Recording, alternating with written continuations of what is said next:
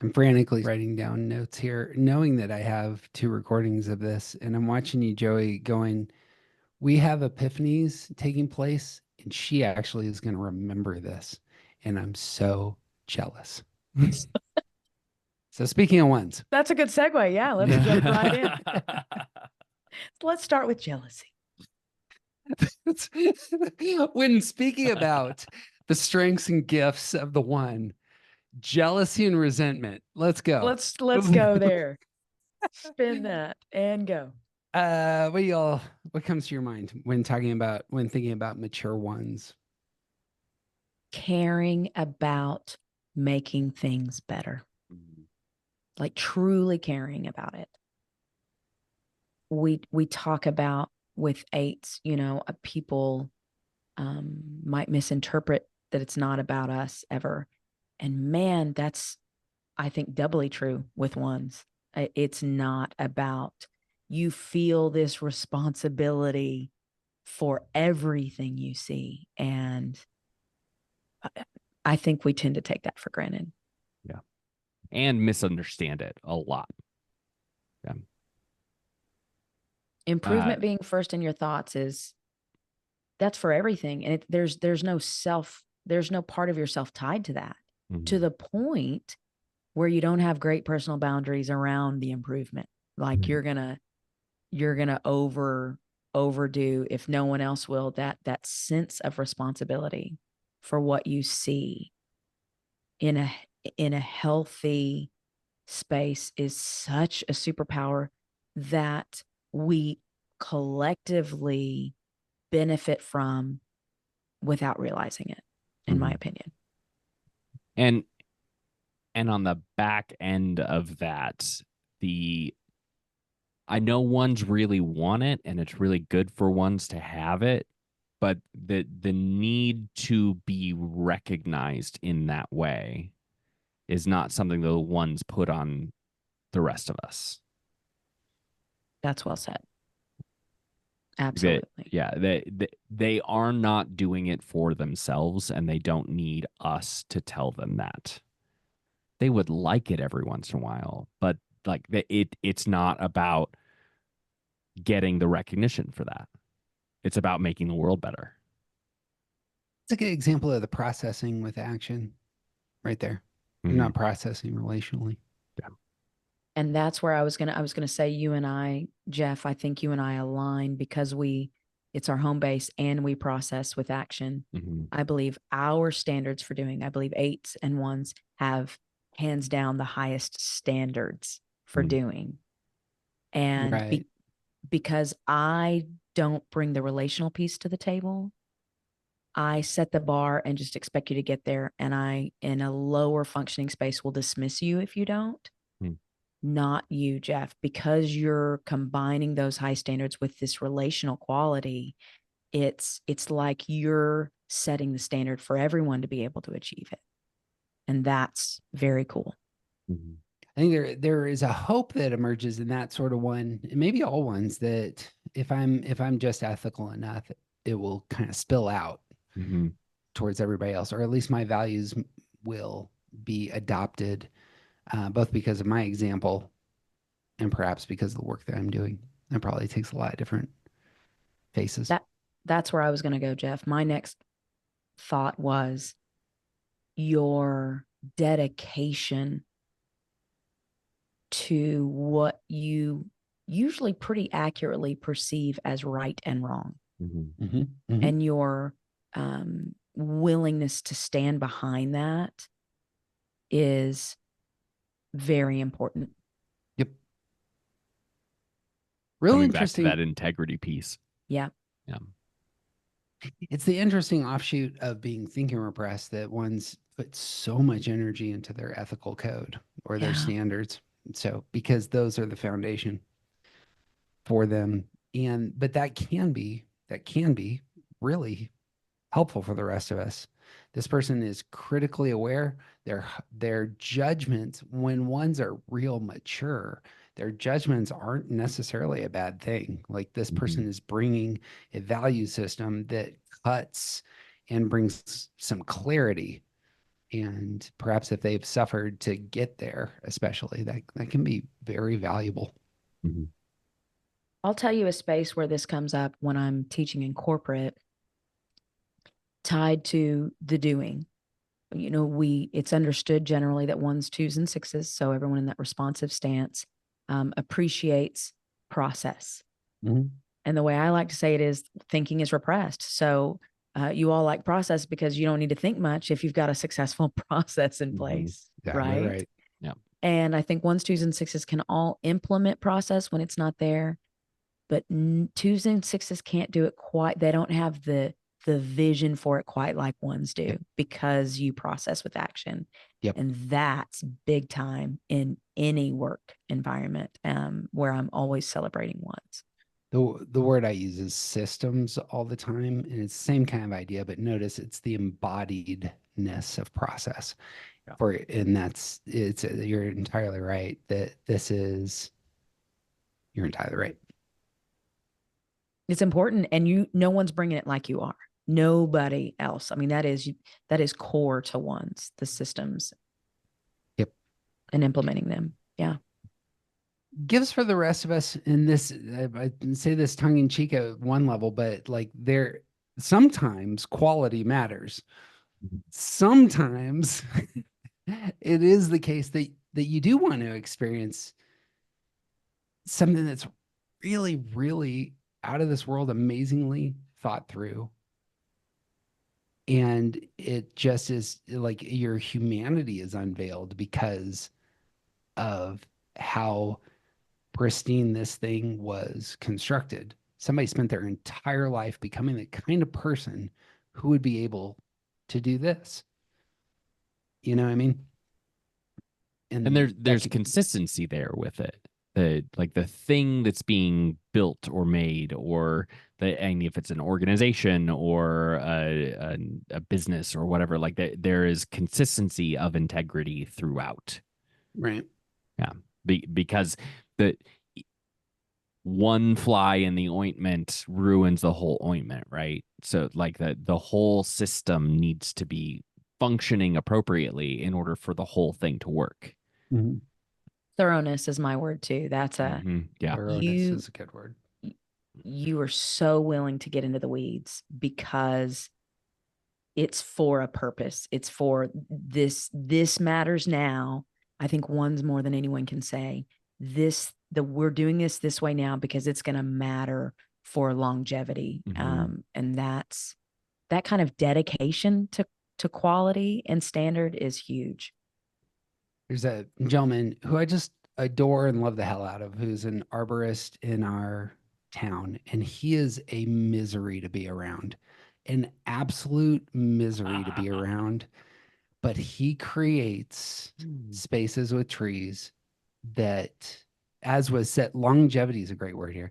He has foresight, and this will grow into this space, and then people will feel it. And his perfectionism is it is over the top. Like it obviously it makes me itchy to the point where he's the only contractor I had this year. And one of our I can't even go down. I can't even tell you the story of one of our contractors. He's the only contractor I said, we're gonna wait till next year to work on this project, because I couldn't go there with him.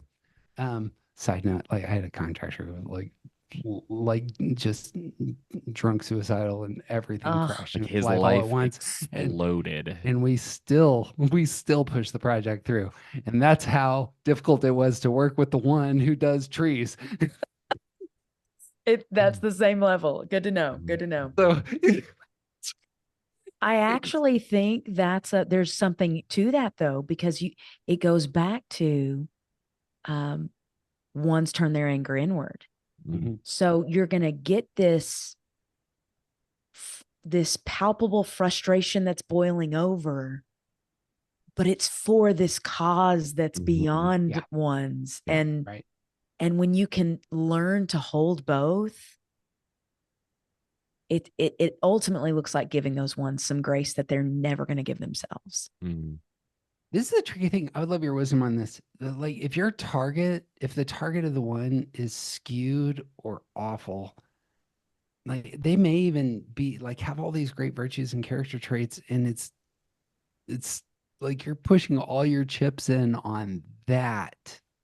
And I don't know how to process that aside from I know how I am on this front. Like I think through the target 182 times before I push all my chips in. But well, and I think that's such a great illustration for lack of objective thinking. yeah. You know, it's not that you're not thinking, you're just, what weighs more than the objectivity is your way, is the way, and it's the only way and the best way and the way we all have to follow. And while that obviously in a less healthy space cannot be a good thing, on a higher side, you stick to your values. Yep. No matter what. Yep. And that's admirable, in my opinion. I suppose that's it. If the one actually targets something that is objectively good, that is like truly good, then there's all these things that follow. Yeah. I think especially in like wait, jumping the gun a little bit here, but is especially in places of leadership, ones bring that integrity to the things that they're in charge of. And there's a sense of sort of like, even if it's not the stated goal, there's a sense of requiring that integrity from everyone underneath you. And it makes the rest of us better people because we have to be, or else the thing doesn't work. It's crossing T's and dotting I's. Mm-hmm. It matters. Meticulous matters. Process matters. Every step matters. Yeah. I'm sure there's a list to be made here. Actually, you could probably look at Riso and Hudson's work and find this list, but I brought it up with sevens in terms of both the festivity and the sobriety that sevens can by. Ones can go here as well in terms of being so concerned with the product, the outcome, the vision. And then when ones flip the switch of open-handedness, that's a different kind of person. Mm-hmm. I don't know if that's self-actualization or what their language was for that, but there is a pivot that can come for ones at that level. And if they can reach that space in terms of maturation and living in that tension, that can be a very healthy person. My language is flexibility. When I'm teaching eights and ones, I say, eights, you'll know you're drawing from two. It's not groundbreaking because we can't change our hard wiring. Mm-hmm. It's not groundbreaking. It just means we're more considerate. Eights are just more considerate. And ones, for you, it's not groundbreaking when you're drawing from seven. You will know it because you're more flexible. You're more open hands it's a great word too. It's just, okay, I see the bigger picture and the value of the accomplishment, and I don't have to micromanage it to my way. It was stated early on, and it's again kind of it's a paradox. Mm-hmm. That the one that feels deep responsibility, and yet when they realize that they're not responsible for everything, and things really go well sometimes when they decide to be open-handed, living in that paradox and the flexibility that's there, the outcomes are, even to use one word, better. And we forget that because it's doing in tandem with people awareness and feeling, that you have a social ease about you when you're in that healthier, flexible space where you're bringing others along, I think, in a really cool way. Mm-hmm. Also. Excellent. Because there's basically a requirement to not be selfish if you're a one. Okay, so well said. I've been thinking about this a lot, like especially over the last, half hour, but like in eights and ones, like eights are not self focused in the way that it sometimes seems like they are, and a lot of us misunderstand that about eights. And ones are also not self-focused in the ways that a lot of people think they might be, because it's not okay to be selfish. And ones are conscious of that in a way that eights don't necessarily carry. So us seeing so the rest of us seeing ones operate in ways that look like they might be selfish, we should probably investigate that a little bit more, because there's very little chance that it is for selfish reasons. I love that. Personal elevation comes to mind, TJ, for me. Like, I think eights can be misunderstood because of our healthy self-confidence, right? That there's this self-elevation. I don't think that's ever being misconstrued with ones. Yeah. Right. Yeah. The only place that kind of comes to my mind as you're speaking that ones may drift into that space is their time and space. I think ones can be very selfish about their time and space. Which is not a doing thing. I think what you're wired to do is process with action. Yeah. So I think that's okay. I actually think that what you're describing is either a low or high side of your 4 move. I don't actually even see that as core to being one. Yeah, you said selfish and I heard boundaries. I heard personal preferences. but we're also not self-inflicting ones. You are, TJ. TJ and I think, Jeff, that we're pretty okay with who we are. We're not beating ourselves up at every turn either. It's fair, yeah. Say it's the case that there's a one whose absolute dream is to improve themselves and is gone from 5 a.m. to 7 p.m. daily at cost to the rest of the family. That's not a healthy person. No. Okay. Well, is that we're saying, I suppose.